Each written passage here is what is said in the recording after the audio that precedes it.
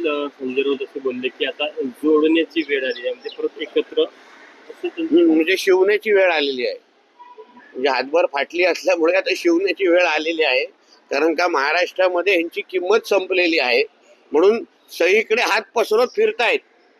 दिल्ली दरबारी काय जातात, आमच्या भाजपच्या पक्षश्रेष्ठींना कसं कसं कुठे कुठे भेटण्याचा प्रयत्न होतोय. प्रतिसाद भेटत नाही तो विषय वेगळा, पण प्रयत्न जोरदार होतोय. भीक मागतायत की अटी शर्ती न ठेवता आम्हाला परत घ्या, खुर्चीवर नाही तरी स्टूलवर तरी बसवा, अशी खूप विनंती केल्या जात आहेत, पण कोण त्यांना भीक देत नाही. आता राज्य सरकार नवीन मत्स्य धोरणासंदर्भात ते विचार करतं काय किंवा क्लस्टर पद्धतीने काही बघा, आज जे काय मी बैठकीसाठी आलेलो आहे ते चंद्रपूरला गोड्या पाण्याच्या मासा संदर्भातली बैठक आमची आहे. सन्मान्य मुख्यमंत्री आदरणीय देवेंद्र फडणवीस साहेबांनी 100 दिवसाच्या कार्यक्रमामध्ये आम्हाला निर्देश दिलेले आहेत की राज्याचं अतिशय सक्षम असं गोड्या पाण्यातल्या माशांचं धोरण तुम्ही तयार करा.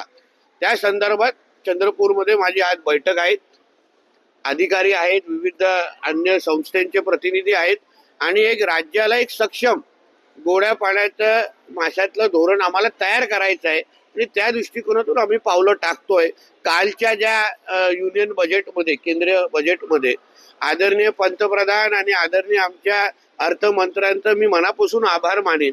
काय माझ्या दोन्ही खात्याला, म्हणजे मत्स्य व्यवसाय खाता असो, बंदरे खाते असो, विकासाच्या दृष्टिकोनातून आणि रोजगार निर्मितीच्या दृष्टिकोनातून भरघोस अशी निधी आणि उत्पादन वाढवण्यासाठी आज आपला भारत देश आज चीन आणि इंडोनेशियाच्या नंतर आपला भारत आहे.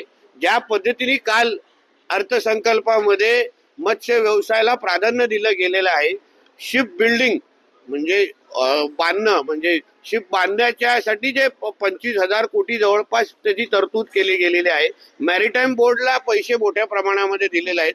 मला विश्वास आहे येणाऱ्या कालावधीमध्ये भारत महासत्ताच्या दिशेने जात असताना मत्स्य व्यवसाय आणि बंदरे हे क्षेत्र मोठ्या प्रमाणामध्ये त्याला हातभार लावतील. गर्जना चंद्रपूरमध्ये या ठिकाणी होत आहे तुमची. आज धर्मसभा आहे आणि धर्मसभेसाठी मला आमंत्रण दिलं गेलेलं आहे.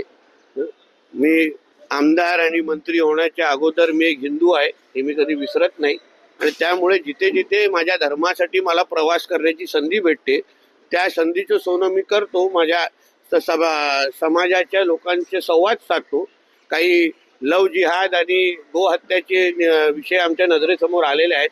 आता मी सरकारचा प्रतिनिधी आहे आणि म्हणून त्यांना थोडा कडक इशारा आणि एकंदरीत सरकार बदललेलं आहे याची जाणीव करून देण्यासाठी आणि हिंदुत्वादी विचाराचं सरकार आहे हे जाणीव करून देण्यासाठी तिथे चाललेलो आहे.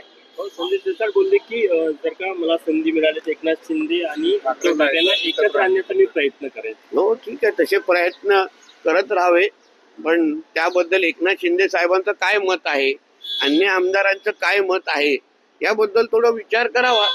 संजय शिरसाट आमचे मित्र आहेत, फक्त त्यांचं संजय राजाराम राऊत होऊ नये अशी अपेक्षा आहे. धन्यवाद. विपक्ष ने कहा है कि विपक्ष ने आप पर टिप्पणी की है कि आप एक मंत्री पद पर है, अच्छे खासा मंत्री पद है आपका, तो आपको सुधर जाना चाहिए. आप किसके बारे में सुधरू? बिगड़ा किधर हूँ सुधरने के लिए?